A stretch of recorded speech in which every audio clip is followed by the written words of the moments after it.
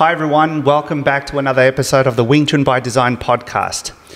So today guys, I have Stefan and Sean joining me on this episode. Hi guys. Hi SiFu. Hi everyone. Hello everyone. So Sean, everyone, he is Brendan's brother. So Sean and Brendan have been training with me for a long period of time. And for today's episode, guys, we're going to keep it short and sweet and we're going to go straight to the point. Today we're discussing the tansao. So the tansao, the translation for tansao meaning dispersing hand. And guys, as you know, tansao is one of our fundamental hand techniques in the Wing Chun system. So for this short episode, we're just going to give you some key points, tips, and strategies you can use when developing your technique and practicing your tansao. So number one, the tansao, we find it in our first form. And in the first section of the silimtao form, the tansao is performed, you could say, at a low position. So just pretty much in front of your solar plexus. Okay, and then towards the third section of the silimtao form, then we have the tansao shooting high. Right? And the reason behind that is because we have the tansao for chisao and then we have the tansao version for fighting. And some people misunderstand these two concepts. So let's just mainly focus on the tansao we use in a fighting situation. So guys, it's very important how you position the wrist and the forearm when doing the technique. So you can stop a straight punch coming at you. You can also stop hooks. So if you're listening to this and not watching us on YouTube, just picture me standing in front of you and I launch a straight punch with my right fist. So you would step out to your left and redirect my attack with your right tansao from the outside. Right? So the wrist position and forearm position. Do not stop my arm with your wrist. It's too weak and the area that you're covering is too small. Because the arm will collapse. Exactly, because you know that most people out there in the real world won't attack you with a Wing Chun vertical punch. They'll come with a horizontal punch, and many times that elbow is sticking out, so you won't be able to stop a punch like that with a low tansao. So you see a lot of some Wing Chun people, they think that they need to have the tansao high in the first few sections of the form because they think they're applying it in fighting as opposed to doing it in chisao. That's right, because some people have a misunderstanding. They believe that it's just the one tansao for everything. And that's incorrect because like even the height of the tansao will vary depending on the person that you're dealing with. If you're much taller than I am, I need to raise my tansao to meet you from the incoming angle. If you're much shorter than I am, then of course if I'm training with my son or a child, then I need to drop the tansao. Okay, so when redirecting a punch, you need to make sure that you're using proper footwork and the elbow, the forearm position when doing the tansao.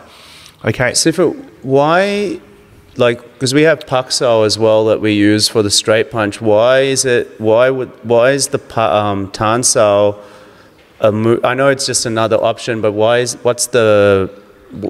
in what situation would you use that as opposed to a paksao? Setup. Okay. So let's say you come at me with a single straight punch to my face. 9 out of 10 times I'll use a paksao to stop it because it's much safer. But let's say you come with a 1-2. So then the first one was a setup. I use a paksao for the first one. I see the second one come, boom, then I can redirect it and then go to your ribs. All right, so so you don't want to use it in I don't want to say you don't want to use it, but in isolation, like as your main thing. Exactly. I would mainly use it as a follow-up from some other technique, like the person came at me with a 1-2, or they came at me with a kick punch. Right? So then I will use it against that punch. Right? But I won't jump into the situation with a tansao against the punch. All right? So guys, when doing the tansao, you should use all different angles depending on where the attack is coming from. Don't forget, Wing Chun is a self-defense based martial art. It's not a sport martial art. So what does that mean? That means you could be attacking me from behind. I could be fighting you and then your friend comes from the left, from the right. How can I deal with that from that given scenario. Yeah. So you need to understand how to apply the tansa from different angles.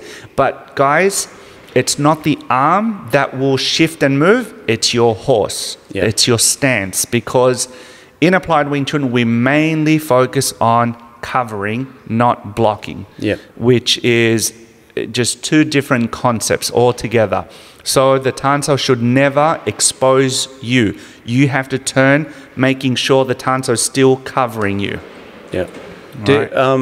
Also, like I think about, you know, the old Bruce Lee saying about traditional martial arts. The weakness is the fixed position. So, like I think tansa is like a great example of that, because just in the first form, you can see that there's multiple uses of it from different positions, but then also it works in combination with other moves like the Quan Sao and stuff like that. See, the thing is, once you understand the concepts, you understand the principles, and you understand the theory, then you can do whatever you want within those guidelines. Yes. So that is when the martial arts system that you practice, in our case, it's applied Wing Chun, you don't become a slave to it. It has to be this. Exactly. No, it's A, B, or C. No, it could be B, C, A, C, B. You can mix and match, and then that is when you express your martial art. It becomes alive, and you're not just a robot.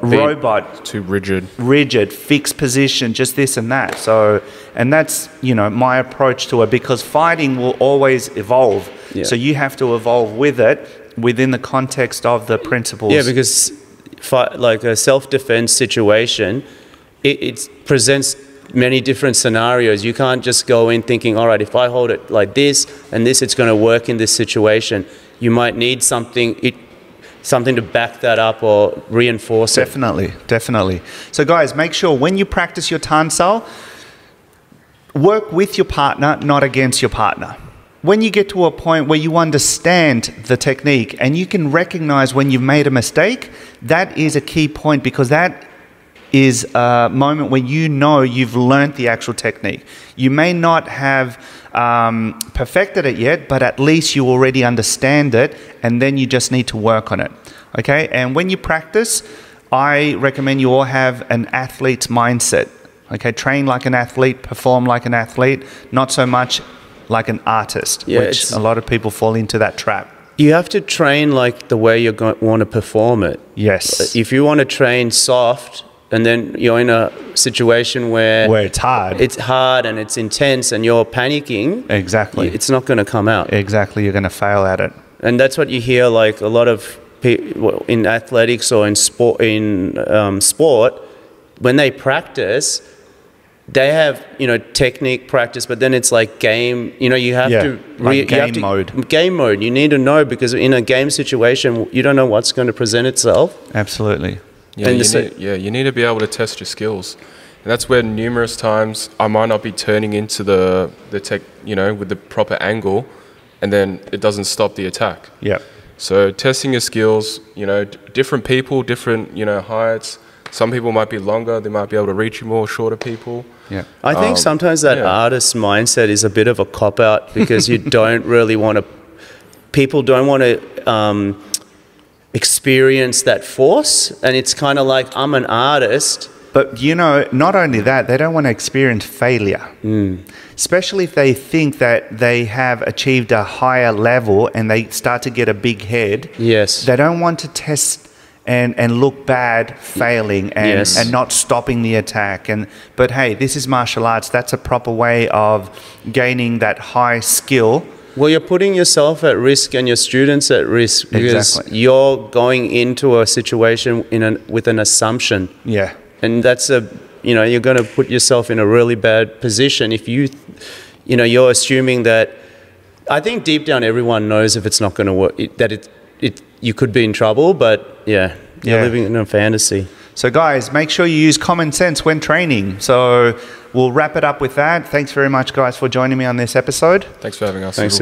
And guys, if you are watching us on YouTube and you like this episode, please click the like button, share it with a friend, and don't forget to check some of my other videos with the tutorials or the other podcast episodes. You may want to consider subscribing to the channel. If you're listening to us also as well, guys, don't forget to check out my online academy. It's umauniversity.com.au.